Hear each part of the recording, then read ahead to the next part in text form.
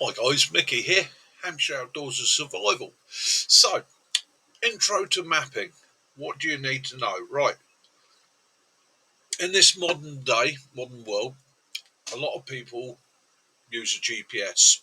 Okay, use GPS mapping systems as a way to plan, have, and use their adventure, and these are brilliant.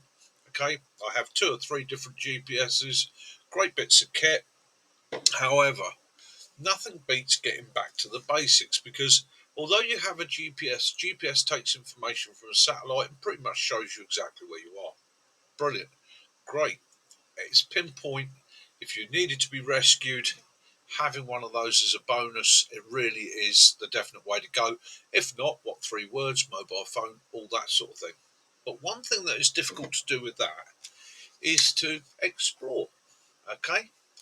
So one of the things you can do with your map when you're sitting there in the evening in your camp or whatever is you can look at all the detail on the map and you can explore the area you're in. You can look for features, you can look for waterfalls, you can look for anything you want. All that information is in there, so it makes it easy to explore. This introduction, what I'm going to cover is purely map, or what I'm going to cover with this the course, this information I'm trying to get out there is purely maps. Okay, and basic maps. I'm not trying to do details. We're not going to call in artillery. Um, I'm just trying to give the basic information so that somebody who's never used a map before can. Now, what I suggest you do for this is go and get yourself an ordnance survey map, an explorer map, 1 in 25,000 map for where you live. Okay, it's going to make life a little bit easier for you. And then get yourself a compass. Okay, now, basic compass, easy to use. Okay, I prefer this type personally because it's nice and see through, makes it a lot easier to orientate. You have your route arrow there. You have a magnifying glass there for looking at detailed information. You have the compass here, okay, with a turnable bezel. Right, that's all you need. On the side of it, it's got a scale system here, and that scale helps you to break down grid squares, okay? And you'll usually find there's two scales on it, one for 1 in 25,000, one for 1 in 50,000. Wonderful. Round your neck. All you need is that and that, and you're in for a world of fun. Now, what I'd like you to do, if you're new to mapping, new to using your maps and that, get yourself your local map. Watch the first video, and in that, I will show you how to how, excuse me. In that, I will show you how to take a basic six-figure grid reference. Okay. To confirm that I'm not talking waffle, what I then want you to do is look up where you live. Find the six-figure grid reference for your home. Okay. Now, the reason I'm doing this, and it's something I used to do when I taught this years ago, is it's easier for you to recognise all the features where you live, whether it's buildings, roads, rivers, lakes, streams, hills. You know your surrounding area. Okay, so if I took anybody here, gave you an ordnance survey map of where you live, and said, "Show me where your house is," I can guarantee that within a few minutes of you studying that map, you would probably go, "That's such and such road, that's such and such road, that's the church, that's the pub, that's the shop, and my house is there." Okay? You can pinpoint your house because you know all the features around your area. Okay? Now, the only difference between doing that and using a map in an area new to you is recognizing those features. Okay? But all those features are in the legend of the map. It's learning to recognise those and being able to apply it instead of to roads to maybe rivers, to the hills, the shape of the ground, the valleys, the wooded areas, and so forth. The roads, the lanes.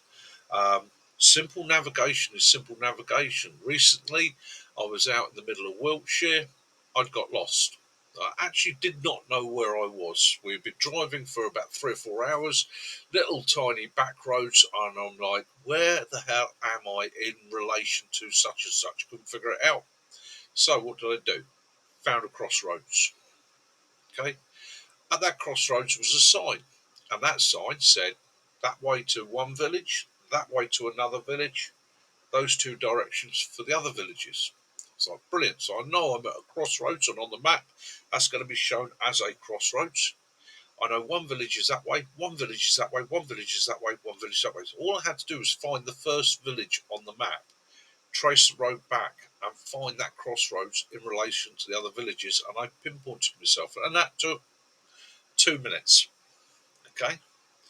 Again, you could apply that to being on the hills if you teach yourself to recognize the features. Okay. So you can be on a hill in the middle of nowhere. Okay. Or you can even be in a valley in the middle of nowhere. You know you're in a valley. So on the map, knowing the contour lines and that, you know you're in a valley. You start looking up the valleys. You're going to know the rough area you're in. You can start looking up the valleys until you start being able to pick up features that you recognize. Is there a river running through the valley? Am I on the left or am I on the right hand side of the river? Okay. Or is there a bridge back there? Is there there's a wood up there? Okay, where's that wood in relation to the valley? And then apply that to the map. So again, exactly the same thing as finding your home, knowing all your surrounding features. It's just a matter of being able to apply the features that you can see out on the ground to the map. And that's ground reading. Okay, everybody can do it. People are often quite stunned and amazed when you teach them this, and you start off with you say to them, bring a map of where you live. Open the map, show me where you live. How did you figure out where your house was? Ah, because I know. Aha. Now what we'll do is we'll take that up a step. Learn to recognise features that you don't normally look at. Valleys, rivers, hills, slopes, ground features, buildings, churches. You know, it's all there on the map. It's just applying it. And I tell you what, it comes quickly. It comes quickly with practice. And maps are magical things. Okay? When I say they're magical things, it's the amount of information on a map. Even when you look at the map of where you live, and I don't care whether you live in an inner city, I don't care if you live in the countryside. When you start looking at that map and you start exploring that map, are you sitting there for a little while with your glasses on and a cup of tea and actually working your way down through that map? Places, points of interest, ancient buildings, monuments, waterfalls, lakes, features you never knew were there, disused railways. It's all on the map. I cannot reiterate how much fun sometimes just sitting at home and exploring a map can be. And if you're going out on an adventure, spending that time, me and Kaz, one of our favourite things is before we go away on an adventure, sit down, get the map open, what's in that area, spend time together exploring the map. Go, cool, blimey, yeah, should we put that on a visit and that on a visit? Okay, maps are fun. Okay, and there's so much information there, and it's just about applying it. So, this is just a quick introduction. I'm going to put this up today, and then I will probably stick the first mapping video up. I hope it's not too long-winded. I hope it's not too boring, and I hope you enjoy it. But yeah, maps, have some fun. This is Mickey, Hampshire Outdoors Survival. Please like, subscribe, share. Have a great day wherever you are. Love those you do, forgive those you don't, and as always, peace and light be upon you all. It's Mickey out.